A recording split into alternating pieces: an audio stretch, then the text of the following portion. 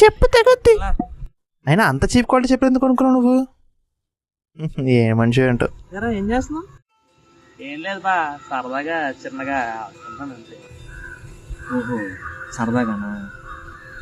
అరే ఏ మాటలు, నేను నీ చెల్లితో మాట్లాడుతూ నువ్వు ఏం చేస్తారా? నువ్వెందుకు అలా చేస్తావు బా?